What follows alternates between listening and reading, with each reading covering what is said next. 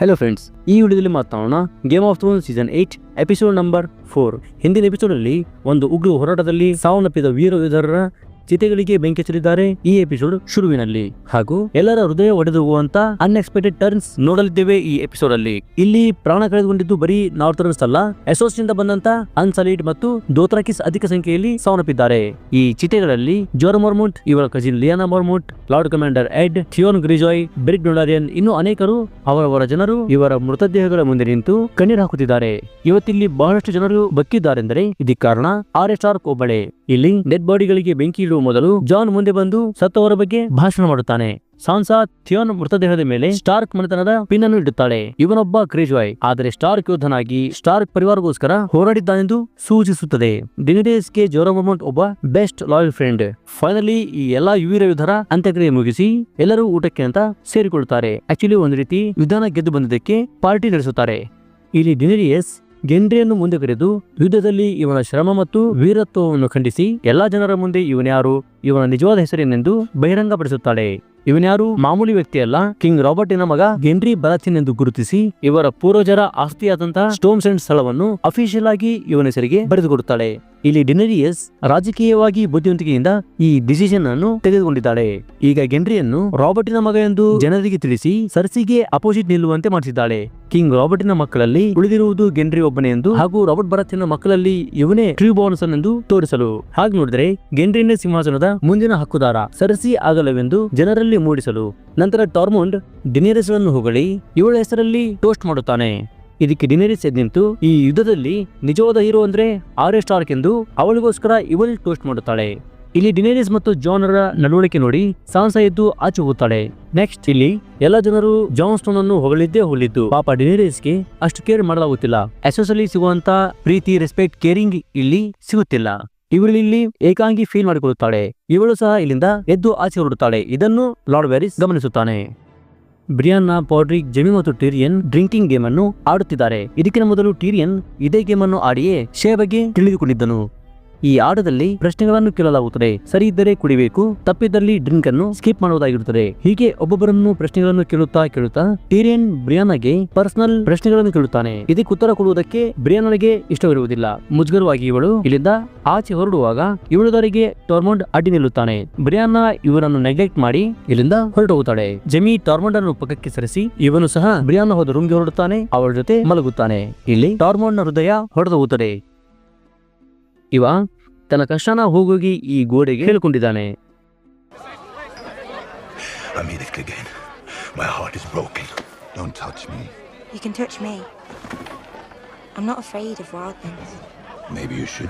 ಅವನು ಯಾರ ಜೊತೆನೂ ಬೆರೆಯುತ್ತಿಲ್ಲ, ಕಂಪನಿ ತೆಗೆಯುತ್ತಿಲ್ಲ. ತಾನೊಬ್ಬನೇ ಡ್ರಿಂಕ್ ಮಾಡುತ್ತಿರುವಾಗ ಸಾನ್ಸಾ ಇವನಿಗೆ ಮಾತನಾಡಿಸಲು ಬರುತ್ತಾಳೆ. ಹೌದು, ಸಾನ್ಸಾಗೆ ಲಿಟಲ್ ಬರ್ಡ್, ಪುಟ್ಟ ಹಕ್ಕಿ ಎಂದು ಕರೆದು, ನಿನ್ನಲ್ಲಿ ಬಹಳಷ್ಟು ಬದಲಾವಣೆಗಳಾಗಿವೆ. ಅಂದು ನೀನು ನನ್ನ ಜೊತೆ ಬಂದಿದ್ದರೆ ಈ ಲಿಟಲ್ ಫಿಂಗರ್, ರಾಮ್ಸೆ ನಿನ್ನ ಲೈಫ್ ಅಲ್ಲಿ ಬರ್ತಿರ್ಲಿಲ್ಲ, ಇಷ್ಟು ಕಷ್ಟ ಅನುಭವಿಸುತ್ತಿರಲಿಲ್ಲವೆಂದಾಗ ಸಾನ್ಸಾ ಹೇಳುತ್ತಾಳೆ, ಆಗಿದ್ದೆಲ್ಲ ಒಳ್ಳೆಯದೇ. ಅವರಿಬ್ಬರು ನನ್ನ ಲೈಫ್ ಅಲ್ಲಿ ಬರೆದಿದ್ದರೆ ನಾನು ಲಿಟಲ್ ಬರ್ಡ್ ಆಗಿಗೆ ಉಳಿಯುತ್ತೆಂದು ಹೇಳಿ ಹೊರಡುತ್ತಾಳೆ. ಅಂದ್ರೆ ಇವಳ ಮಾತಿನ ಅರ್ಥವೇನೆಂದರೆ ಕಲ್ಲು ಉಳಿಬಿಟ್ಟು ತಿಂದ ಮೇಲೇನೆ ಆ ಕಲ್ಲು ಶಿಲೆಯಾಗುವುದೆಂದು. ನಂತರ ಗೆಂಡ್ರಿ ಆರ್ಯನನ್ನು ಹುಡುಕಿ ಇವಳಿಗೆ ವಿಷಯ ತಿಳಿಸುತ್ತಾನೆ. ನಾನಿನ್ ಮುಂದೆ ಗೆಂಡ್ರಿ ರಿವರ್ಸ್ ಅಲ್ಲ, ಬಾಸ್ಟರ್ಡ್ ಸನ್ ಅಲ್ಲ, ಗೆಂಡ್ರಿ ಬರಾಥಿಯನ್, ಲಾರ್ಡ್ ಆಫ್ ಸ್ಟೋಮ್ಸ್ ಅಂಡ್ ಎಂದು ಹೇಳಿ ನಾನು ನಿನ್ನನ್ನು ಪ್ರೀತಿಸುತ್ತಿದ್ದೇನೆ, ನಿನ್ನನ್ನು ಮದುವೆಯಾಗಬೇಕೆಂದಿದ್ದೇನೆ, ಸೊ ನನ್ನನ್ನು ಮದುವೆಯಾಗುವೆ ಎಂದು ಪ್ರಪೋಸ್ ಮಾಡುತ್ತಾನೆ. ಆದರೆ ಆರ್ಯಗೆ ಈ ಮದುವೆ ಎಂಬ ಬಂಧನದಲ್ಲಿ ಸಿಕ್ಕಿ ಹಾಕಿಕೊಳ್ಳೋಕೆ ಇಷ್ಟವಿರುವುದಿಲ್ಲ. ಇವಳ ಪ್ರಯಾಣಗಳು ಇನ್ನೂ ಜಾರಿಯಲ್ಲಿವೆ ಎಂದು ಇವನ ಪ್ರಪೋಸ್ ಅನ್ನು ರಿಜೆಕ್ಟ್ ಮಾಡುತ್ತಾಳೆ. ಇಲ್ಲಿ ಗೆಂಡ್ರಿಯ ಹೃದಯವು ಒಡೆದು ಹೋಗುತ್ತದೆ. ಟಿರಿಯನ್ ಮತ್ತು ಸರ್ಡಾವಸ್ ಮರ್ಸೆಂಡ್ರಿಯ ಪವರ್ಗಳ ಬಗ್ಗೆ ಮಾತನಾಡುತ್ತಿದ್ದಾರೆ. ನೆಕ್ಸ್ಟ್ ಟಿರಿಯನ್ ಬ್ರಾನ್ ಬಳಿ ಬಂದು ಬ್ರಾನ್ ಕುಳಿತಂತ ವೀಲ್ ಚೇರ್ ನ ಡಿಸೈನ್ ತುಂಬಾ ಚೆನ್ನಾಗಿದೆ, ಈ ಐಡಿಯಾ ಯಾರು ಕೊಟ್ರು ಎಂದು ನೆನೆಸುತ್ತಾನೆ. ಇದಕ್ಕೆ ಬ್ರಾನ್ ಹೇಳುತ್ತಾನೆ, ನಾನು 120 ವರ್ಷಗಳ ಹಿಂದೆ ಹೋಗಿ ನೋಡ್ಕೊಂಡು ಬಂದೆ. ಡೈರಾನ್ ಟಾರ್ಗೆರಿಯನ್ ತನ್ನ ಸೋದರಳಿಯ ಅಂಗವಿಕಲನಿಗೋಸ್ಕರ ಮಾಡಿದಂತ ವೀಲ್ ಚೇರ್ ಅನ್ನು ನಾನು ಇಲ್ಲಿ ಮಾಡಿಸಿದ್ದೇನೆಂದು ಹೇಳುತ್ತಾನೆ. ಬಹುಶಃ ಬ್ರಾನ್ ಹೇಳಿದ ಆ ಸೋದರಳಿಯ ಡೋರನ್ ಮಾರ್ಟಲ್ ಇರಬಹುದಾ ಎಂಬ ನನ್ನ ಡೌಟ್. ಟಿರಿಯನ್ ಬ್ರಾನ್ಗೆ ನಿನ್ನ ಬಳಿ ಇಷ್ಟೊಂದು ನಾಲೆಡ್ಜ್ ಇದೆ, ನೀನೇಕೆ ಲಾರ್ಡ್ ಆಫ್ ಇಂಟರ್ಫೆಲ್ ಆಗಬಾರದೆಂದಾಗ ಬ್ರಾನ್ ಹೇಳುತ್ತಾನೆ, ನನಗೆ ಈ ಯಾವುದರಲ್ಲಿ ಇಂಟ್ರೆಸ್ಟ್ ಇಲ್ಲ, ನನಗೇನೂ ಬೇಕಾಗಿಲ್ಲ, ನಾನು ಜಾಸ್ತಿ ಪ್ರೆಸೆಂಟ್ ಅಲ್ಲಿ ಇರಲ್ಲ, ನಾನು ಪಾಸ್ಟ್ ಅಲ್ಲೇ ಜಾಸ್ತಿ ಸಮಯ ಕಳೆಯುತ್ತೇನೆಂದು ಹೇಳಿ ಹೊರಡುತ್ತಾನೆ. ನೆಕ್ಸ್ಟ್ ಜಾನ್ ಡಿನೇರಿಯಸ್ ರೂಮ್ಗೆ ಬಂದಾಗ ಇವರಿಬ್ಬರು ಶುರುವಿನಲ್ಲಿ ಕಿಸ್ ಮಾಡ್ತಾರೆ ಮತ್ತೆ ಎಕ್ದಮ್ ಸ್ಟಾಪ್ ಆಗ್ತಾರೆ. ಡಿನೇರಿಯಸ್ ಜಾನ್ಗೆ ಅತ್ತೆ. ಈ ವಿಷಯನ ಜಾನ್ ಡಿನೇರಿಯಸ್ಗೆ ಹೇಳಬಾರದಿತ್ತು. ಇದರಿಂದ ಡಿನೇರಿಯಸ್ ತನ್ನ ಲವರ್ ಅನ್ನು ಕಳೆದುಕೊಂಡಿದ್ದಾಳೆ, ದುಃಖಿಯಾಗಿದ್ದಾಳೆಂದು ಹೇಳುತ್ತಿದ್ದಾಳೆ. ಹಾಗೂ ಈಗ ಜಾನ್ಸ್ನು ರೆಗಾರ್ ಟಾರ್ಗೆರಿಯನ್ ಮಗ ಅಂತ ಯಾರಿಗೂ ಹೇಳಬೇಡ, ಇದರಿಂದ ನನ್ನ ಕನಸು ನುಚ್ಚು ನೂರಾಗುತ್ತದೆ. ಈ ವಿಷಯ ಯಾರಿಗೂ ತಿಳಿಸಬೇಡವೆಂದು ಪ್ರಮಾಣ ಮಾಡಲು ಕಿವಿಗೊಳ್ಳುತ್ತಾಳೆ, ಫೋರ್ಸ್ ಮಾಡುತ್ತಾಳೆ. ಆದ್ರೆ ಜಾನ್ ಒಬ್ಬ ಸತ್ಯ ಹರಿಶ್ಚಂದ್ರ. ಇವನು ಈ ಸತ್ಯವನ್ನು ಅಟ್ಲೀಸ್ಟ್ ತನ್ನ ಫ್ಯಾಮಿಲಿ ಬಳಿ ಹಂಚಿಕೊಳ್ಳುತ್ತೇನೆಂದು ಹೇಳಿ ಯಾರೇ ಏನೇ ಅಂದರೂ ನೀವೇ ನನ್ನ ರಾಣಿ, ನನಗೆ ಈ ಯಾರೆಂದ್ರನ್ ಮೇಲೆ ಕುಳಿತುಕೊಳ್ಳಲು ಇಂಟ್ರೆಸ್ಟ್ ಇಲ್ಲವೆಂದು ಹೇಳುತ್ತಾನೆ. ನೆಕ್ಸ್ಟ್ ಡೇ ಮಾರ್ನಿಂಗ್ ಇವರೆಲ್ಲರೂ ಸೇರಿ ಸರ್ಸಿಯನ್ನು ಸಿಂಹಾಸನದಿಂದ ತೆಗೆದುಹಾಕಲು ಪ್ಲಾನ್ಸ್ ನಡೆಸುತ್ತಿದ್ದಾರೆ. ಟೀರಿಯನ್ ಮೊದಲಿನಿಂದಾನು ಒತ್ತಿ ಹೇಳುತ್ತಿದ್ದಾನೆ, ನಮ್ಮ ಟಾರ್ಗೆಟ್ ಸರ್ಸಿ ಮಾತ್ರ, ಸಿಂಹಾಸನಕ್ಕೋಸ್ಕರ ಮುಗ್ಧ ಜನರನ್ನು ಕೊಲ್ಲಲು ಅವಶ್ಯಕತೆ ಇಲ್ಲ, ಪ್ಲಾನ್ಸ್ ಹಾಗಿರಬೇಕೆಂದು ಹೇಳುತ್ತಿದ್ದಾನೆ. ಸರ್ಸಿ ಯುರಾನ್ ಗ್ರೇಜಾಯನ ಸಹಾಯದಿಂದ ಗೋಲ್ಡನ್ ಕಂಪನಿಯನ್ನು ಕಿಂಗ್ಸ್ ಲ್ಯಾಂಡಿಂಗ್ಗೆ ಕರೆಸಿಕೊಂಡಿದ್ದಾಳೆಂಬ ಸುದ್ದಿಯನ್ನು ಲಾರ್ಡ್ ವೆರಿಸ್ ತಿಳಿಸುತ್ತಾರೆ. ಈಗ ತಾನೇ ಒಂದು ಘನಘೋರ ಯುದ್ಧ ಮಾಡಿದ್ದೇವೆ. ಈ ಯುದ್ಧದಲ್ಲಿ ನಾವು ಅರ್ಧದಷ್ಟು ಸೈನಿಕರನ್ನು ಕಳೆದುಕೊಂಡಿದ್ದೇವೆ. ಈಗ ಉಳಿದವರ ಸೈನಿಕರಿಗೆ ಒಂಚೂರು ರೆಸ್ಟ್ ಬೇಕಿದೆ. ಸುಮ್ಮನೆ ರೆಸ್ಟ್ ಮಾಡೋದು ಬೇಡ. ಕಿಂಗ್ಸ್ ಲ್ಯಾಂಡಿಂಗ್ ಮೇಲೆ ಯುದ್ಧ ಮಾಡುವ ಯೋಜನೆ ಪೋಸ್ಟ್ಪೋನ್ ಮಾಡೋಣವೆಂದು ಸಾನ್ಸಾ ಹೇಳಿದಾಗ ಈ ಮಾತಿಗೆ ಡಿನೇರಿಯಸ್ ಬೇಜಾರಾಗುತ್ತಾಳೆ. ನಾನು ನಿಮ್ಮೆಲ್ಲರನ್ನು ಕಾಪಾಡಲೆಂದು ನನ್ನ ಸೈನ್ಯವನ್ನು ಕಳೆದುಕೊಂಡಿದ್ದೇನೆ, ಒಂದು ಡ್ರ್ಯಾಗನ್ ಕಳೆದುಕೊಂಡಿದ್ದೇನೆ. ಈಗ ನನ್ನ ಸಹಾಯದ ಮಾತು ಬಂದಾಗ ಪೋಸ್ಟ್ಪೋನ್. ನಾವು ಶತ್ರುಗಳಿಗೆ ಸಮಯ ಕೊಟ್ಟಷ್ಟು ಅವರಿನ್ನೂ ಸ್ಟ್ರಾಂಗ್ ಆಗಿ ಬೆಳೆಯುತ್ತಾರೆ. ಕಿಂಗ್ಸ್ ಲ್ಯಾಂಡಿಂಗ್ ಮೇಲೆ ಯುದ್ಧ ಆದಷ್ಟು ಬೇಗನೆ ನಡೆಯಲಿ ಎಂಬುದೇ ಡಿನೇರಿಯಸ್ ವಾದ. ಜಾನ್ಸ್ನೋ ಡಿನೇರಿಯಸ್ ಹೇಳಿದ ಹಾಗೆನೆ ಮಾಡುತ್ತಾನೆ. ಆಯ್ತು, ನಾವು ನಾರ್ದರ್ನರ್ಸ್, ನಾವು ಕೊಟ್ಟ ಮಾತಿನಂತೆ ನಡೆದುಕೊಳ್ಳುವವರು. ಸಿಂಹಾಸನ ನಿಮ್ಮದೇ, ಆ ಸಿಂಹಾಸನ ನಿಮಗೆ ಒದಗಿಸಲು ನಾವು ಸಿದ್ಧ ಎಂದಾಗ ಪ್ಲಾನ್ಸ್ ಶುರುವಾಗುತ್ತದೆ. ಜಾನ್ ಸರ್ಡಾವೋಸ್ ಇವರ ಸೈನಿಕರು ಮತ್ತು ಡೋಥರಕಿಸ್ ಆರ್ಮಿ ಕಿಂಗ್ಸ್ ರೋಡ್ ಮುಖಾಂತರ ಕಿಂಗ್ಸ್ ಲ್ಯಾಂಡಿಂಗ್ ಗೆ ಹೋಗಬೇಕು. ಕ್ವೀನ್ ಡಿನೇರಿಯಸ್ ತನ್ನ 2 ಡ್ರ್ಯಾಗನ್ಗಳೊಂದಿಗೆ ಡ್ರ್ಯಾಗನ್ ಸ್ಟೋನ್ ಗೆ ಹೊರಡುತ್ತಾಳೆ. ಟೀರಿಯನ್ ಮಿಸೆಂಡೆ ಗ್ರೇವಾ ಮತ್ತು ಅನೇಕ ಅನ್ಸಲಿಡ್ ವೈಟ್ ಹಾರ್ಬರ್ ಗೆ ಬಂದು ಅಲ್ಲಿಂದ ಹಡಗುಗಳ ಮುಖಾಂತರ ಡ್ರ್ಯಾಗನ್ ಸ್ಟೋನ್ ಗೆ ಹೋಗಬೇಕು. ಹಾಗೂ ಜಮೀಲಾ ನೆಸ್ಟರ್ ಇಲ್ಲೇ ವಿಂಟರ್ಫೆಲ್ ಅಲ್ಲಿ ಇರಲಿ ಗೆಸ್ಟ್ ತರವೆಂದು ಪ್ಲಾನ್ ಆಗುತ್ತದೆ. ಎಲ್ಲರೂ ಆಚೆ ಹೋದಾಗ ಆರ್ಯ ಜಾನ್ ಅನ್ನು ಪಕ್ಕಕ್ಕೆ ಕರೆದು ಡಿನೇರಿಯಸ್ ಅನ್ನು ಅತಿಯಾಗಿ ನಂಬುವುದು ಸರಿಯಲ್ಲವೆಂದು ತಿಳಿಸುತ್ತಾಳೆ. ಇಲ್ಲಿ ಆರ್ಯ, ಸಾನ್ಸಾ, ಬ್ರ್ಯಾನ್ ಮತ್ತು ಈ ಜಾನ್ ಪರ್ಸನಲ್ ಆಗಿ ಮಾತನಾಡುತ್ತಿದ್ದಾರೆ. ನಾವೆಲ್ಲರೂ ಒಂದು ಕುಟುಂಬ, ನಮ್ಮಲ್ಲಿ ಏನು ಮುಚ್ಚುಮರೆ ಇರಬಾರದೆಂದಾಗ ಬ್ರ್ಯಾನ್ ಜಾನ್ಗೆ ಆ ಸತ್ಯವನ್ನು ಹೇಳಲು ಹೇಳುತ್ತಾನೆ. ಆಗ ಜಾನ್ ತಾನು ಯಾರ ಮಗ ಅಂತ ಹೇಳಲು ಆರಂಭಿಸುತ್ತಾನೆ. ಜಾನ್ ತನ್ನ ಬಗ್ಗೆ ಏನ್ ಹೇಳ್ತಾನೋ, ಅದು ಹೇಗೆ ಹೇಳ್ತಾನೋ, ಇವರ ಮಾತಿಗೆ ಇವರು ಹೇಗೆ ರಿಯಾಕ್ಟ್ ಮಾಡುವುದೆಂಬುದೇ ನಮಗೆ ತೋರಿಸುವುದಿಲ್ಲ. ಸ್ಕಿನ್ ಸ್ಕಿಪ್ ಆಗುತ್ತದೆ. ನೆಕ್ಸ್ಟ್ ಟೀರಿಯನ್ ಮತ್ತು ಜಿಮಿ ಇಬ್ಬರು ಸಹೋದರರು ಡ್ರಿಂಕ್ ಮಾಡುತ್ತಿರುವಾಗ ಇಲ್ಲಿಗೆ ಬ್ರಾನ್ ಬರ್ತಾನೆ. ಇವನ ಕೈಯಲ್ಲಿ ಟೀರಿಯನ್ ತನ್ನ ತಂದೆನ ಕೊಂದಂತ ಆ ಕ್ರಾಸ್ಬೋ ಅನ್ನು ಇವನಿಲ್ಲಿ ತಂದಿರುತ್ತಾನೆ. ಆಕ್ಚುಲಿ ಹಿಂದಿನ ಎಪಿಸೋಡ್ ಅಲ್ಲಿ ಸರ್ಸಿ ಬ್ರಾನ್ಗೆ ತನ್ನ ಸಹೋದರರನ್ನು ಕೊಲ್ಲಲು ಸುಪಾರಿ ಕೊಟ್ಟಿದ್ದಳು. ಇದರ ಬದಲಾಗಿ ಇವನಿಗೆ ರಿವರನ್ ಕ್ಯಾಸಲ್ ಅನ್ನು ಕೊಡ್ತೇನೆಂದು ಹೇಳಿದಳು. ನಾನು ನಿಮಗೆ ಮೊದಲು ಹೇಳಿದ ಹಾಗೆ ಇವನೊಬ್ಬ ಕೊಲೆಗಾರ, ದುಡ್ಡಿಗೋಸ್ಕರ ಯಾರನ್ನು ಬೇಕಾದರೂ ಕೊಲ್ಲುವವ.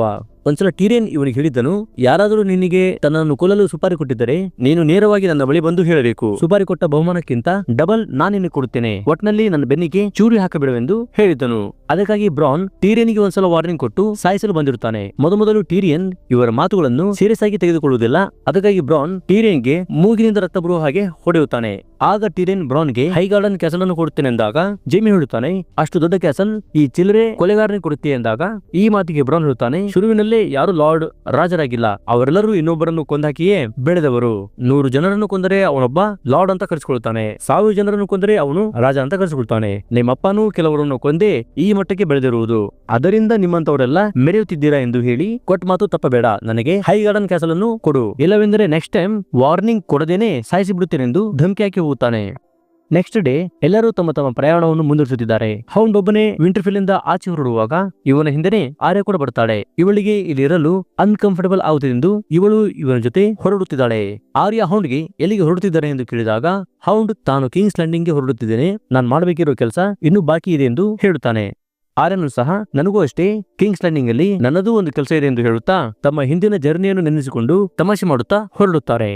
ಕ್ವೀನ್ ಡಿನೇರಿಯಸ್ ರೆಗಾಲ್ ಡ್ರ್ಯಾಗನ್ ಅನ್ನು ಉಡಾವಣೆ ಮಾಡಿ ತಾನು ಡ್ರೋಗನ್ ಮೇಲೆ ಕುಳಿತು ವಿಂಟರ್ಫೆಲ್ ನಿಂದ ಡ್ರ್ಯಾಗನ್ ಸ್ಟೋನ್ ಕಡೆಗೆ ಹಾರುತ್ತಾಳೆ. ಇವಳು ಹೋಗುವುದನ್ನು ಸಾನ್ಸಾ ನೋಡುತ್ತಿದ್ದಾಳೆ. ಇವಳು ಡಿನೇರಿಯಸ್ ಗೆ ನೋಡುವ ನೋಟದಿಂದ ನಮಗೆ ಅರ್ಥವಾಗುತ್ತದೆ ಇವಳಿಗೆ ಡಿನೇರಿಯಸ್ ಮೇಲೆ ಒಂಚೂರು ಭರವಸೆ ಇರುವುದಿಲ್ಲವೆಂದು. ಟೀರಿಯನ್ ಸಾನ್ಸಾಗೆ ಗುಡ್ ಬೈ ಹೇಳಲು ಇಲ್ಲಿಗೆ ಬರ್ತಾನೆ. ಟೀರಿಯನ್ ಸಾನ್ಸಾಗೆ ಡಿನೇರಿಯಸ್ ಪಾಸಿಟಿವ್ ಪಾಯಿಂಟ್ಸ್ ಗಳನ್ನು ನೆನಪಿಸುತ್ತಾನೆ. ಕ್ವೀನ್ ಆಗೋಕೆ ಅವಳು ಪರ್ಫೆಕ್ಟ್, ಅವಳು ತುಂಬಾ ಒಳ್ಳೆಯವಳೆಂದು. ಸಾನ್ಸಾ ಟೀರಿಯನ್ಗೆ ನೀನು ಅವಳನ್ನು ನೋಡಿ ಹೆದರುತ್ತೀಯ ಎಂದಾಗ ಟೀರಿಯನ್ ಹೇಳ್ತಾನೆ, ಅದು ಭಯವಲ್ಲ, ರೆಸ್ಪೆಕ್ಟ್ ಎಂದು. ಜಾನ್ ಲಿಯಾನ ಮತ್ತು ರೆಗಾರ್ ಟಾರ್ಗೆರಿಯನ್ ಮಗ ಎಂದು ಸಾನ್ಸಾ, ಆರ್ಯ, ಬ್ರ್ಯಾನ್ ಮತ್ತು ಸೈಮೆಲ್ಗೆ ಮಾತ್ರ ಗೊತ್ತಿತ್ತು. ಈ ವಿಷಯ ಗುಟ್ಟಾಗಿರಲಿ ಎಂದು ಜಾನ್ ಸಾನ್ಸಾಗೆ ಹೇಳಿದ್ದನು. ಆದರೆ ಸಾನ್ಸಾ ಈ ಮ್ಯಾಟರ್ ಅನ್ನು ಟೀರಿಯನ್ಗೆ ಹೇಳಿಬಿಡುತ್ತಾಳೆ. ಜಾನ್ ನೆಡ್ ಸ್ಟಾರ್ಕರ ಬಾಸ್ಟರ್ಸ್ ಅನ್ನಲ್ಲ, ಐರನ್ ಥ್ರೋನಿನ ಮುಂದಿನ ಉತ್ತರಾಧಿಕಾರಿಯಾಗಲಿರುವ ರೆಗಾರ್ ಟಾರ್ಗೆರಿಯನ್ ಮಗವೆಂದು. ಟಾರ್ಮೋನ್ ಜಾಯಿಂಟ್ ಸ್ಪೇನ್ ತನ್ನ ಫ್ರೀ ಫೋಕ್ ಜನರನ್ನು ತೆಗೆದುಕೊಂಡು ವಾಪಸ್ ವಾಲ್ ಕಡೆಗೆ ಹೊರಡುತ್ತಿದ್ದಾನೆ. ಇವನಿಗೆ ಈ ನಾರ್ತ್ ಸಾಕಾಯಿತು. ತಾನು ತುಂಬಾ ಇಷ್ಟಪಟ್ಟ ಹುಡುಗಿಯನ್ನು ಸಿಗಲಿಲ್ಲವೆಂದು ಹೇಳಿ ಇವನು ಬೆಸ್ಟ್ ಆಫ್ ದಿ ಬೆಸ್ಟ್ ಪ್ರಾಣ ಸ್ನೇಹಿತನನ್ನು ಗಟ್ಟಿಯಾಗಿ ಅಪ್ಪಿಕೊಂಡು ಗುಡ್ ಬೈ ಹೇಳುತ್ತಾನೆ. ಜಾನ್ ಟಾರ್ಮೋನ್ಗೆ ನಾನು ಸಹ ಈಗ ಸೌತ್ ಕಡೆಗೆ ಹೊರಡುತ್ತಿದ್ದೇನೆ. ನನ್ನ ಡೈರ್ವುಲ್ ಘೋಸ್ಟ್ ಇಲ್ಲಿರಲು ಸರಿಯಲ್ಲ, ಇದನ್ನು ನೀನೇ ನೋಡಿಕೋ ಎಂದು ಘೋಸ್ಟ್ ಅನ್ನು ಟಾರ್ಮೋನ್ಗೆ ಒಪ್ಪಿಸುತ್ತಾನೆ. ನೆಕ್ಸ್ಟ್ ಗಿಲ್ಲಿ ಮತ್ತು ಸ್ಯಾಮ್ಯುಯಲ್ ಜಾನ್ ಹತ್ತಿರ ಬಂದಾಗ ಜಾನ್ಗೆ ಅರಿವಾಗುತ್ತದೆ ಗಿಲ್ಲಿ ಈಗ ಪ್ರೆಗ್ನೆಂಟ್ ಎಂದು, ಹಾಗೂ ಈ ಮಗು ಗಂಡಾದರೆ ಇದಕ್ಕೆ ಜಾನ್ ಅಂತ ಹೆಸರಿಡುತ್ತೇನೆಂದು ಗಿಲ್ಲಿ ಮತ್ತು ಸ್ಯಾಮ್ ಹೆಮ್ಮೆಯಿಂದ ಹೇಳಿಕೊಳ್ಳುತ್ತಾರೆ. ಅನ್ಸಲಿಡ್ಸ್ ಹಡಗುಗಳ ಮುಖಾಂತರ ಡ್ರ್ಯಾಗನ್ ಸ್ಟೋನ್ ಕಡೆಗೆ ಹೊರಡುತ್ತಾರೆ. ಇಲ್ಲಿ ಮಿಸೆಂಡೆ ಗ್ರೀವಾಮ್ ಜೊತೆ ತುಂಬಾ ಹ್ಯಾಪಿ ಆಗಿದ್ದಾಳೆ. ಹಡಗಿನ ಒಳಗೆ ಟೀರಿಯನ್ ಮತ್ತು ಲಾರ್ಡ್ ವ್ಯಾರಿಸ್ ಗುಪ್ತವಾಗಿ ಮಾತಾಡುತ್ತಿದ್ದಾರೆ. ಸಾನ್ಸಾ ಹೇಳಿದ ಆ ಸೀಕ್ರೆಟ್ ಟೀರಿಯನ್ ಲಾರ್ಡ್ ವ್ಯಾರಿಸ್ಗೆ ತಿಳಿಸಿರುತ್ತಾನೆ. ಈ ವಿಷಯ ಎಷ್ಟು ಜನರಿಗೆ ಗೊತ್ತಾಗಿದೆ ಎಂದಾಗ ಟೀರಿಯನ್ 8 ಜನರಿಗೆ ಅಷ್ಟೇ ಗೊತ್ತಾಗಿದೆ ಈ ಸೀಕ್ರೆಟ್ ಎಂದಾಗ ಅದಕ್ಕೆ ಲಾರ್ಡ್ ವ್ಯಾರಿಸ್ ಹೇಳುತ್ತಾರೆ 8 ಜನರಿಗೆ ಗೊತ್ತಾಗಿದೆ ಎಂದರೆ ಅದು ಸೀಕ್ರೆಟ್ ಅಲ್ಲ, ಅದೊಂದು ಇನ್ಫಾರ್ಮೇಶನ್. ಈ ಇನ್ಫಾರ್ಮೇಶನ್ ಈಗ ಎಲ್ಲಾ ಕಡೆ ಹಬ್ಬುತ್ತದೆ. ವೈಡ್ಲಿಂಗ್ಸ್, ನಾರ್ದರ್ನರ್ಸ್ ಎಲ್ಲರೂ ಜಾನ್ ಅನ್ನು ಬಲವಂತ ಮಾಡುತ್ತಾರೆ. ಐರನ್ ಥ್ರೋನ್ ನಿನ್ನದು, ನಿನಗೆ ಸೇರಬೇಕಿದೆಂದು. ಇದರಲ್ಲಿ ಡಿನೇರಿಯಸ್ ಹಕ್ಕು ಕುಸಿಯುತ್ತದೆ. ನಾವೇಕೆ ಜಾನ್ ಅನ್ನೇ ಕಿಂಗ್ ಅನ್ನಾಗಿ ಮಾಡಬಾರದು? ಅವನೊಬ್ಬ ಅಸಲಿ ಹೀರೋ, ಅವನು ಸಾಮ್ರಾಜ್ಯವನ್ನು ತುಂಬಾ ಚೆನ್ನಾಗಿ ರಕ್ಷಣೆ ಮಾಡುತ್ತಾನೆಂದಾಗ ಟೀರಿಯನ್ ನಾವು ಹಾಗೆ ಮಾಡಿದರೆ ಡಿನೇರಿಯಸ್ಗೆ ಮೋಸ ಮಾಡದಂತಾಗುತ್ತದೆ. ಅವಳಿಗೇನಾದ್ರೂ ಈ ವಿಷಯ ಗೊತ್ತಾದರೆ ಅವಳು ನಮ್ಮನ್ನು ಕೊಂದಾಕುತ್ತಾಳೆ. ಈಗ ನಡೆಯುವ ಯುದ್ಧದಲ್ಲಿ ಸರ್ಸಿ ನಮ್ಮೆಲ್ಲರನ್ನು ಕೊಂದರೆ ಮಾತ್ರ ಈ ಪ್ರಾಬ್ಲಮ್ ಸಾಲ್ವ್ ಆಗುತ್ತೆಂದು ಹೇಳುತ್ತಿರುವಾಗ ಯುರಾನ್ ಗ್ರೇಜಾಯ್ ಸಡನ್ ಆಗಿ ಇವರ ಮೇಲೆ ಅಟ್ಯಾಕ್ ಮಾಡುತ್ತಾನೆ. ಡಿನೇರಿಯಸ್ ಮತ್ತೊಂದು ಡ್ರ್ಯಾಗನ್ ರೆಗಾಲ್ ಕೈಬರ್ ನಿರ್ಮಿಸಿದ ಸ್ಕಾರ್ಪಿಯನ್ ಹೊಡೆತದಿಂದ ಸಾವನ್ನಪ್ಪುತ್ತದೆ. ಈ ದೃಶ್ಯ ನೋಡಿ ನಮ್ಮೆಲ್ಲರ ಹೃದಯ ಒಡೆದೋಗುತ್ತದೆ. ಡಿನೇರಿಯಸ್ ಯುರಾನಿನ ಮೇಲೆ ಅಟ್ಯಾಕ್ ಮಾಡಬೇಕೆಂದರೆ ಅವನ ಬಳಿ ಬಹಳಷ್ಟು ಸ್ಕಾರ್ಪಿಯನ್ಸ್ ಗಳು ತಯಾರಾಗಿ ಇರುತ್ತವೆ. ಮತ್ತೊಂದು ಬಾಣ ಡ್ರೋಗಾನ್ಗೆ ಬಡಿಯುವ ಮೊದಲೇ ಡಿನೇರಿಯಸ್ ಈ ಬಲೆಯಿಂದ ಎಸ್ಕೇಪ್ ಆಗುತ್ತಾಳೆ. ಈಗ ಉಳಿದಿರುವುದು ಇವಳ ಹಡಗುಗಳು. ಯುರಾನ್ ಅದೇ ಸ್ಕಾರ್ಪಿಯನ್ಸ್ ಗಳಿಂದ ಅನ್ಸಲಿಡ್ ಗಳಿರುವ ಹಡಗುಗಳ ಮೇಲೆ ಅಟ್ಯಾಕ್ ಮಾಡುತ್ತಾನೆ.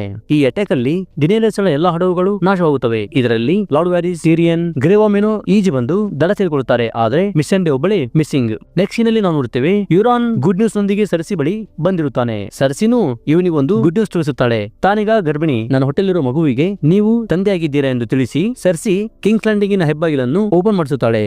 ಸರ್ಸಿ ಯಾವತ್ತೂ ಒಳಗೆ ಕರೆಸಿಕೊಳ್ಳದ ಬಡ ಜನರನ್ನು ಈಗ ಒಳಗೆ ಕರೆಸಿಕೊಂಡಿದ್ದಾಳೆ. ಡಿನೇರಿಯಸ್ ಈ ಜನರನ್ನು ಕೊಲ್ಲಲಿದ್ದಾಳೆ. ಅದಕ್ಕಾಗಿ ನೀವೆಲ್ಲರೂ ನನ್ನ ಅಂಡರಲ್ಲಿ ಸುರಕ್ಷಿತವಾಗಿರುತ್ತೀರಿ, ನಾನು ನಿಮಗೆ ಪ್ರೊಟೆಕ್ಷನ್ ಕೊಡುತ್ತೇನೆಂದು ಜನರಿಗೆ ಅನೌನ್ಸ್ ಮಾಡಿಸಿ ಈ ಮುಗ್ಧ ಜನರನ್ನು ಒಳಗೆ ಕರೆಸಿಕೊಂಡಿದ್ದಾಳೆ. ಆದರೆ ಇವಳ ಪ್ಲಾನ್ಸೇ ಬೇರೆ. ಡಿನೇರಿಯಸ್ ಹೃದಯವಂತಳು, ಕರುಣಾಮಯಿ, ಸುಮ್ನೆ ಅಮಾಯಕರನ್ನು ಕೊಲ್ಲುವಳಲ್ಲ. ಈ ವಿಷಯ ಸರ್ಸಿಗೆ ಚೆನ್ನಾಗಿ ಗೊತ್ತಿದೆ. ಅದಕ್ಕಾಗಿ ಈ ವೀಕ್ನೆಸ್ ಅನ್ನು ಇಟ್ಟುಕೊಂಡು ಸರ್ಸಿ ಡಿನೇರಿಯಸ್ಗೆ ಬೆದರಿಕೆ ನೀಡಬೇಕಿದ್ದಾಳೆ. ಅಕಸ್ಮಾತ್ ಡಿನೇರಿಯಸ್ ಏನಾದರೂ ಕಿಂಗ್ಸ್ ಲ್ಯಾಂಡಿಂಗ್ ಮೇಲೆ ಅಟ್ಯಾಕ್ ಮಾಡಕ್ ಬಂದ್ರೆ ಈ ಮುಗ್ಧ ಜನರನ್ನು ಕೊಲ್ಲುತ್ತೇನೆಂದು ಹೆದರಿಸಲು ಜನರನ್ನು ತನ್ನ ಕಂಟ್ರೋಲ್ ಅಲ್ಲಿ ಇಟ್ಟುಕೊಂಡಿದ್ದಾಳೆ. ಸರ್ಸಿ ಸತ್ರೆ ತಾನೊಬ್ಳೇ ಸಾಯ್ಬೇಕು, ಜೊತೆಗೆ ಎಲ್ಲರನ್ನೂ ಸಾಯಿಸಬೇಕೆಂದಿದ್ದಾಳೆ. ಒಟ್ನಲ್ಲಿ ಕಿಂಗ್ಸ್ ಲ್ಯಾಂಡಿಂಗ್ ಖಾಲಿ ಆಗಬೇಕು, ಡಿನೇರಿಯಸ್ ಕೈಗೆ ಏನು ಸಿಗಬಾರದೆಂದು. ಇಲ್ಲಿ ಸರ್ಸಿ ಹೇಳುತ್ತಿದ್ದಾಳೆ ಬ್ರೇಕರ್ ಆಫ್ ಚೈನ್ಸ್ ಎಂದು ಹೆಸರುವಾಸಿಯಾಗಿರುವ ಆ ಡಿನೇರಿಯಸ್ ಈ ಚೈನ್ ಅನ್ನು ಹೇಗೆ ಬ್ರೇಕ್ ಮಾಡುತ್ತಾಳೆ ನೋಡೋಣ ಎಂದು ಹೇಳಿ ಹೊರನಡೆಯುತ್ತಾಳೆ. ಅಲ್ಲಿ ಸಮುದ್ರದಲ್ಲಿ ಮಿಸ್ಸಿಂಗ್ ಆದ ಮಿಸೆಂಡೆ ಇಲ್ಲಿ ಚೈನ್ಸ್ ಗಳಲ್ಲಿ ಬಂದಿಯಾಗಿದ್ದಾಳೆ. ಹಾಗೂ ನಾವು ಇಲ್ಲಿ ಗಮನಿಸಬೇಕಾದ ಮತ್ತೊಂದು ಅಂಶ ಏನೆಂದರೆ ಸರ್ಸಿ ಹೊಟ್ಟೆಯಲ್ಲಿರುವ ಮಗು ಅದು ಯುರಾನ್ದಾಗಿರುವುದಿಲ್ಲ, ಜಮೀದಾಗಿರುತ್ತದೆ. ಹಾಗಂತ ಇದಕ್ಕಿನ ಮೊದಲು ಸರ್ಸಿನೇ ಜೆಮಿಗೆ ಹೇಳಿದಳು ಯುರಾನಿನ ಸಪೋರ್ಟ್ ಇವರ ವಿಕೃತ ವಾರ್ ಸ್ಟ್ರಾಟಜೀಸ್ಗೋಸ್ಕರ ಸರ್ಸಿ ಯುರಾನ್ಗೆ ಇದು ನಿನ್ನ ಮಗು ಎಂದು ಸುಳ್ಳು ಹೇಳಿ ಇವನನ್ನು ಮನೋಬ್ಲೇಟ್ ಮಾಡ್ತಿದ್ದಾಳೆ. ಡ್ರ್ಯಾಗನ್ ಸ್ಟೋನ್ ಅಲ್ಲಿ ಡಿನೇರಿಯಸ್ ತುಂಬಾ ಕೋಪಗೊಂಡಿದ್ದಾಳೆ. ಇವಳು ಒಂದ್ ಕಡೆ ತನ್ನ ಮಗುವನ್ನು ಕಳೆದುಕೊಂಡಿದ್ದಾಳೆ, ಮತ್ತೊಂದು ಕಡೆ ಮಿಸೆಂಡೆ ಸರ್ಸಿಯ ಬಂಧನದಲ್ಲಿದ್ದಾಳೆ ಎಂದು ಕೇಳಿ ತುಂಬಾ ಬೇಜಾರಾಗಿದ್ದಾಳೆ. ಇವಳೀಗ ಇಡೀ ಕಿಂಗ್ಸ್ ಲ್ಯಾಂಡಿಂಗ್ ಅನ್ನೇ ಸುಟ್ಟು ಭಸ್ಮ ಮಾಡುತ್ತೇನೆ ಎಂದಾಗ ಇದಕ್ಕೆ ಲಾರ್ಡ್ ವ್ಯಾರಿಸ್ ಇವಳನ್ನು ತಡೆಯುತ್ತಾರೆ. ನೀವು ಹಾಗೆ ಮಾಡಿದರೆ ನಿಮ್ಮದು ದೊಡ್ಡ ತಪ್ಪಾಗುತ್ತದೆ. ಬರೀ ಸರ್ಸಿಯನ್ನು ಕೊಲ್ಲಲು ಹೋಗಿ ಸಾವಿರಾರು ಮುಗ್ಧ ಜನರು ವಿನಾಕಾರಣ ಸಾಯೋ ಕಾರಣ ನೀವು ಆಗ್ತೀರಾ. ಜನತೆಯೇ ಇಲ್ಲವೆಂದರೆ ನೀವು ಯಾರಿಗೋಸ್ಕರ ಆಗುತ್ತೀರಾ? ಅವರನ್ನು ಹೇಗಾದರೂ ಮಾಡಿ ಕಾಪಾಡಿಕೊಳ್ಳಬೇಕೆಂದು ಕೇಳಿಕೊಳ್ಳುತ್ತಾನೆ. ನೆಕ್ಸ್ಟ್ ಸೀನ್ ಅಲ್ಲಿ ಲಾರ್ಡ್ ವ್ಯಾರಿಸ್ ಮತ್ತು ಟೀರಿಯನ್ ಮಾತಾಡುತ್ತಿದ್ದಾರೆ. ಟೀರಿಯನ್ ವ್ಯಾರಿಸ್ಗೆ ಜಾನಿನ ಬ್ಯಾಕ್ ಸ್ಟೋರಿ ಹೇಳಿದಾಗಿನಿಂದ ವ್ಯಾರಿಸ್ ಈ ಡಿನೇರಿಯಸ್ಗೆ ರೆಸ್ಪೆಕ್ಟ್ ಕೊಡುವುದನ್ನೇ ಕಡಿಮೆ ಮಾಡಿದ್ದಾನೆ. ಇವನೊಬ್ಬ ಒಳ್ಳೆಯ ವ್ಯಕ್ತಿ, ಎಲ್ಲಾ ಜನಸಾಮಾನ್ಯರಿಗೆ ಒಳ್ಳೆಯದಾಗಬೇಕು, ಕೊಲೆ, ರೇಪ್, ಯುದ್ಧಗಳು ಇವೆಲ್ಲ ನಡೆಯಬಾರದೆಂಬುದೇ ಇವರ ಇಚ್ಛೆ. ಜಾನ್ ಸ್ನೋ ತುಂಬಾ ಒಳ್ಳೆಯವನು, ಇವನನ್ನೇ ಸಿಂಹಾಸನದ ಮೇಲೆ ಕುಳಿಸಿದರೆ ಎಲ್ಲವೂ ಕಂಟ್ರೋಲ್ ಅಲ್ಲಿ ಇರುತ್ತೆಂಬುದೇ ಇವರ ವಾದ. ಇದಕ್ಕೆ ಟೀರಿಯನ್ ಜಾನ್ಗೆ ಐರನ್ ಥ್ರೋನ್ ಮೇಲೆ ಕುಳಿತುಕೊಳ್ಳೋಕೆ ಇಷ್ಟವಿಲ್ಲ. ಅವನು ಆಲ್ರೆಡಿ ಡಿನೇರಿಯಸ್ ಮುಂದೆ ತಲೆಬಾಗಿ ಡಿನೇರಿಯಸ್ ಗಳನ್ನು ತನ್ನ ಕ್ವೀನ್ ಎಂದು ಸ್ವೀಕರಿಸಿದನೆಂದಾಗ ವ್ಯಾರಿಸ್ ಸುಮ್ಮನಾಗುತ್ತಾನೆ. ಅಕಸ್ಮಾತ್ ಡಿನೇರಿಯಸ್ ಸಾವಿರಾರು ಜನರ ಜೀವವನ್ನು ಲೆಕ್ಕಿಸದೆ ಕಿಂಗ್ಸ್ ಲ್ಯಾಂಡಿಂಗ್ ಮೇಲೆ ಆಕ್ರಮಣ ಮಾಡುತ್ತಿದ್ದರೆ ನಾವೇ ಡಿನೇರಿಯಸ್ ಏನಾದರೂ ಮಾಡಬೇಕೆಂದು ಹೇಳುತ್ತಾರೆ. ಇದರಿಂದ ಟೀರಿಯನ್ ಶಾಕ್ ಆಗಿ ಹಾಗೆಲ್ಲ ಏನು ಮಾಡಲು ಬೇಡವೆಂದು ಹೇಳುತ್ತಾನೆ. ವಿಂಟರ್ಫೆಲ್ ಅಲ್ಲಿ ಸಾನ್ಸಾಗೆ ಲಾರ್ಡ್ ವ್ಯಾರಿಸ್ ನಿಂದ ಲೆಟರ್ ಬರುತ್ತದೆ. ಜೆಮಿ ಈ ಲೆಟರ್ ಬಗ್ಗೆ ಕೇಳಿದಾಗ ಸಾನ್ಸಾ ಹೇಳುತ್ತಾಳೆ, ನಿಮ್ಮ ಸಿಸ್ಟರ್ ಸರ್ಸಿ ಡಿನೇರಿಯಸ್ ಒಂದು ಡ್ರ್ಯಾಗನ್ ಅನ್ನು ಹೊಡೆದುರುಳಿಸಿದ್ದಾಳೆ. ಅವಳ ಹಡಗುಗಳನ್ನು ಧ್ವಂಸ ಮಾಡಿ ಮಿಸಂಡೆಯನ್ನು ಕಿಡ್ನಾಪ್ ಮಾಡಿದ್ದಾಳೆ. ಅದಕ್ಕಾಗಿ ಡಿನೇರಿಯಸ್ ತುಂಬಾ ಕೋಪಗೊಂಡು ಕಿಂಗ್ಸ್ ಲ್ಯಾಂಡಿಂಗ್ ಮೇಲೆ ಅಟ್ಯಾಕ್ ಮಾಡಲು ಹೊರಟಿದ್ದಾಳೆ ಎಂದು ಹೇಳುತ್ತಾಳೆ. ಇದೇ ರಾತ್ರಿ ವೇಳೆ ಜೆಮಿ ಸದ್ದಿಲ್ಲದೆ ಕಿಂಗ್ಸ್ ಲ್ಯಾಂಡಿಂಗ್ ಕಡೆಗೆ ಹೊರಡೋಕೆ ಸಿದ್ಧನಾಗುತ್ತಿದ್ದಾನೆ. ಸರ್ಸಿ ಇವನಿಗೆ ಎಷ್ಟೇ ಟಾರ್ಚರ್ ಕೊಟ್ರು, ಕೊಲೆ ಮಾಡಿಸಲು ಸುಪಾರಿ ಕೊಟ್ರು, ಇವನ್ ಮಾತ್ರ ಸರ್ಸಿನ ಬಿಟ್ಕೊಡುವುದಿಲ್ಲ. ಇವನು ಸರ್ಸಿಯನ್ನು ಅತಿಯಾಗಿ ಪ್ರೀತಿಸುವವನು. ಈ ಯುದ್ಧದ ಸಮಯದಲ್ಲಿ ಸರ್ಸಿ ಜೊತೆ ಅಲ್ಲಿರಬೇಕೆಂದು ಹೊರಟಿದ್ದಾನೆ. ಇವನನ್ನು ಬ್ರಿಯಾನ ತಡೆಯುತ್ತಾಳೆ. ಇಂಥ ಸಮಯದಲ್ಲಿ ಅಲ್ಲಿ ನೀವು ಹೋಗುವುದು ಸರಿಯಲ್ಲ, ನೀವು ಹೋದರೆ ಸಾಯುತ್ತೀರಾ, ಮರಳಿ ಬರಲ್ಲ, ನೀವು ತುಂಬಾ ಒಳ್ಳೆಯವರು ಎಂದಾಗ ಜಿಮಿ ಹೇಳುತ್ತಾನೆ, ಇಲ್ಲ, ನಾನು ತುಂಬಾ ಕೆಟ್ಟವನು. ನಾನು ಸರ್ಸಿಗೋಸ್ಕರ ಒಬ್ಬ ಪುಟ್ಟ ಬಾಲಕನನ್ನು ಮೇಲಿಂದ ತಳ್ಳಿದ್ದೇನೆ. ಅವನಿಗೆ ಲೈಫ್ ಲಾಂಗ್ ಅಂಗವಿಕಲನಾಗಿ ಬಾಳುತ್ತಿದ್ದಾನೆ ನಮ್ಮಿಂದ. ಜಸ್ಟ್ ಸರ್ಸಿಯನ್ನು ನೋಡಲು ನಾನು ನನ್ನ ಕಜಿನನ್ನೇ ಕೊಂದಿದ್ದೇನೆ. ಸರ್ಸಿಗೋಸ್ಕರ ಫ್ಯಾಮಿಲಿ ವೃದ್ಧರನ್ನು ಮಕ್ಕಳನ್ನು ಬರ್ಬರವಾಗಿ ಕೊಲೆ ಮಾಡಿಸಿದ್ದೇನೆ. ಅವಳು ಮಾಡಿದ ಕೃತ್ಯಗಳಲ್ಲಿ ನನ್ನದು ಕೈವಾಡವಿದೆ. ಜನರು ನನ್ನನ್ನು ಮತ್ತು ಸರ್ಸಿಯನ್ನು ಕೆಟ್ಟವರಂತೆ ನೋಡುತ್ತಾರೆ. ನಾವಿಬ್ಬರು ತುಂಬಾ ನೀಚರು. ಶಿಕ್ಷೆ ನನಗೂ ಆಗಬೇಕು. ನಾನಲ್ಲಿಗೆ ಹೋಗಲೇಬೇಕು. ಸರ್ಸಿ ಜೊತೆ ನಾನಲ್ಲಿರ್ಬೇಕೆಂದು ಇವನು ವಿಂಟರ್ಫೆಲ್ ಬಿಟ್ಟು ಕಿಂಗ್ಸ್ ಲ್ಯಾಂಡಿಂಗ್ ಕಡೆಗೆ ಹೊರಡುತ್ತಾನೆ. ಇಲ್ಲಿ ಬ್ರಿಯಾನ ತುಂಬಾ ಅಳುತ್ತಾಳೆ. ಫೈನಲಿ ಡಿನೇರಿಯಸ್ ಟಾರ್ಗೆರಿಯನ್ ಕಿಂಗ್ಸ್ ಲ್ಯಾಂಡಿಂಗ್ ಹೆಬ್ಬಾಗಿಲು ಮುಂದೆ ಬಂದು ನಿಂತಿದ್ದಾಳೆ ಸರ್ಸಿಗೆ ಕೊನೆಯದಾಗಿ ವಾರ್ನಿಂಗ್ ಕೊಡಲು. ಡಿನೇರಿಯಸ್ ಕಡೆಯಿಂದ ಟೀರಿಯನ್, ಸರ್ಸಿ ಕಡೆಯಿಂದ ಕಾಯ್ಬರ್ನ್ ಮುಂದೆ ಬರುತ್ತಾರೆ. ಟೀರಿಯನ್ ಹೇಳ್ತಾನೆ, ಸುಮ್ನೆ ನಮ್ಮಿಬ್ಬರ ಯುದ್ಧದಲ್ಲಿ ಅಮಾಯಕರನ್ನು ಕೊಲ್ಲಲು ಸರಿಯಲ್ಲ. ಡ್ರ್ಯಾಗನ್ ಪಿಟ್ ಅಲ್ಲಿ ನಡೆದ ಮೀಟಿಂಗ್ ಅಲ್ಲಿ ಸರ್ಸಿ ಕೊಟ್ಟ ಮಾತಿನಂತೆ ನಡೆದುಕೊಳ್ಳಲಿಲ್ಲ. ಇವಾಗ ಸರ್ಸಿ ಶರಣಾಗುವಂತೆ ಕಾಯ್ಬರ್ನ್ಗೆ ತಿಳಿಸಿ ಹೇಳುತ್ತಾನೆ ವಿತ್ ರೆಸ್ಪೆಕ್ಟ್.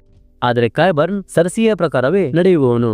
ಇವನಿಗೆ ಹೇಳಿದರೆ ಉಪಯೋಗವಿಲ್ಲವೆಂದು ಟೀರಿಯನ್ ಹೆಬ್ಬಾಗಿಲಿನ ಇನ್ನಷ್ಟು ಮುಂದೆ ಬಂದು ಡೈರೆಕ್ಟ್ ಆಗಿ ಸರ್ಸಿ ಹೇಳುತ್ತಾನೆ, ಹಠ ಮಾಡಬೇಡ, ಮಿಸಂಡೆಯನ್ನು ಬಿಟ್ಟುಬಿಡು, ಯಾರಿಗೂ ಏನು ಮಾಡಬೇಡ, ಸರೆಂಡರ್ ಆಗು, ನಾನು ನಿನಗೆ ಏನು ಮಾಡುವುದಿಲ್ಲ, ನಿನ್ನ ಬಗ್ಗೆ ಎಲ್ಲಾದರೂ ನಿನ್ನ ಹೊಟ್ಟೆಯಲ್ಲಿರುವ ಮಗುವಿನಗೋಸ್ಕರನಾದರೂ ಸರೆಂಡರ್ ಆಗು ಎಂದು ಏನೇ ಹೇಳಿದರೂ ಸರ್ಸಿ ಪವರ್ ಕೈಲಿದೆ ಎಂಬ ಅಮಲಿನಲ್ಲಿ ಮೌಂಟೇನ್ಗೆ ಆರ್ಡರ್ಸ್ ಕೊಡುತ್ತಾಳೆ. ಮಿಸಂಡೆ ಸಾಯುಕಿನ ಮೊದಲು ಡ್ರಕಾರಿಸ್ ಅಂತ ಜೋರಾಗಿ ಹೇಳುತ್ತಾಳೆ, ಅಂದ್ರೆ ಎಲ್ಲರನ್ನು ಸುಟ್ಟು ಹಾಕು. ಮೌಂಟೇನ್ ಮುಂದೆ ಬಂದು ಮಿಸಂಡೆಯ ತಲೆ ಕತ್ತರಿಸಿ ಬಿಡುತ್ತಾರೆ.